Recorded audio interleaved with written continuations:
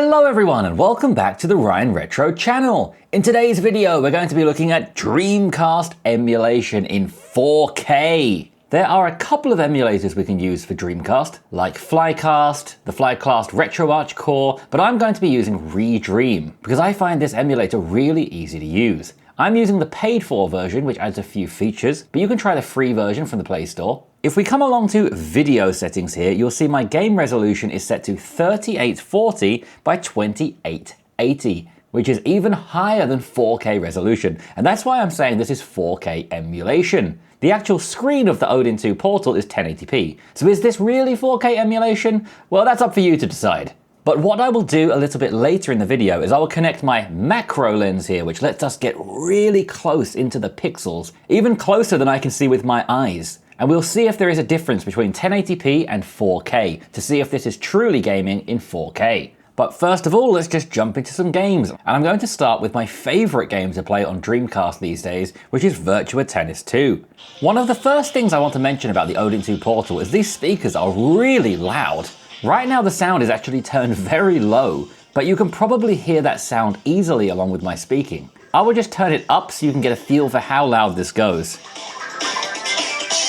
That is actually uncomfortably loud. I can't even hear myself speak. Whew, that is really, really loud. I'm going to have to turn the sound to the absolute lowest if I want to speak over it. So let's jump into a quick singles game as British hero Tim Henman. You'll also notice I'm running this in a 4:3 aspect ratio. You can enable widescreen on this, but it gives a kind of stretched look that I don't really like. So I prefer to just play 4:3 like this. And especially with the black version of the Odin, especially with the black version of the Odin 2 portal like this, the screen really blends into the body well. So the black borders don't bother me at all. Oh, this game is so fun. And just as a point of reference, I want to compare this game, as I also have this game running on the little TrimUI brick here, but it's quite laggy.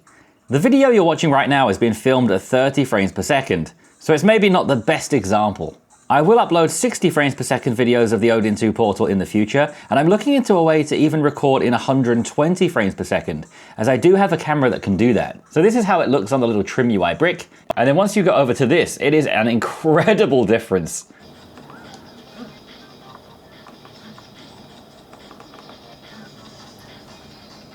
Nice. Whoa!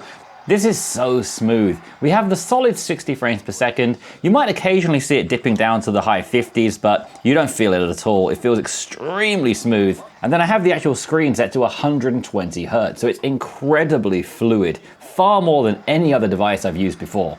So these two devices actually complement each other really well. This is the great stay-at-home device or taking on a long trip where you're bringing a bag, and this is a great device to just throw in a pocket because you're not going to worry as much if you break this as if you were to break this. But yeah, Virtua Tennis running absolutely flawlessly. Well, how did he return that? And looking incredible. These graphics are really, really nice. So let's jump into another game on the Dreamcast now. This is Dead or Alive 2. I'm playing as Tina Armstrong. Once again, it looks fantastic in this upscaled 4K resolution with a solid 60 frames per second. Oh, hit him with the attitude adjustment. Nice. I think something like Dreamcast is a really nice fit for modern day devices because it's the early 3D games, so they upscale in resolution really nicely. But they're also quite easy to run. We have no problems whatsoever upscaling this above 4K resolution. All right, calm down, mate. This man's absolutely just destroying me like Chris Brown. So yet again, another game running flawlessly at 60 frames per second. Now excuse me while I commit some elder abuse. Whoa! Did not expect that. That was pretty cool. Oh, you caught me. Thank you. What a lovely old man. Wow, what a move. So Dead or Alive, another game running really, really well here. Let's try another game. Next up we have Soulcalibur, a game that when I was a kid I used to refer to as the game with the stick. Poke, poke, poke. You can't stop the poke of doom. I don't know why I find it funny, but I just find it funny that you can continue attacking them after they're knocked out. This rod will be your doom. Oh, I remember reading that before. I think that was a bit awkward. Hit him with the rod of doom. Oh, a foolproof strategy.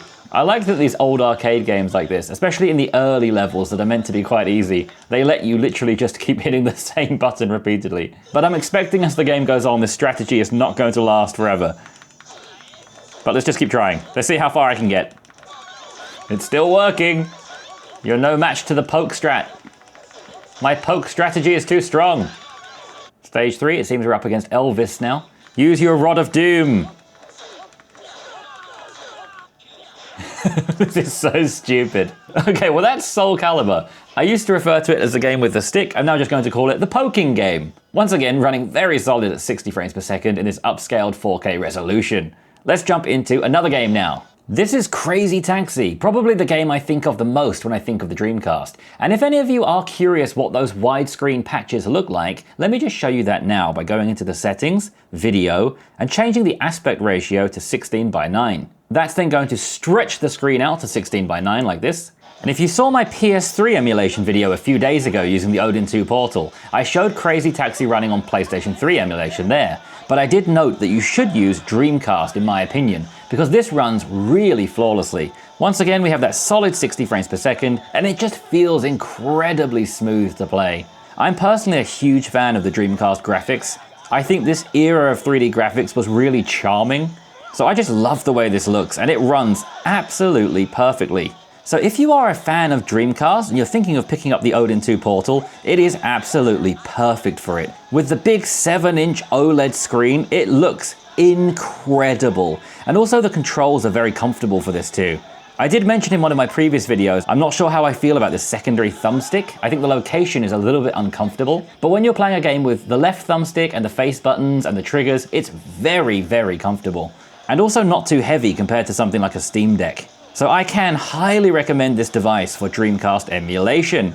And now, as our time runs out, let's check with this macro lens, as I promised. Let's see if there is a difference between 1080p and 4K upscaled here with Dreamcast emulation on the Odin 2 portal. So this is with Redream set to 4K upscaled.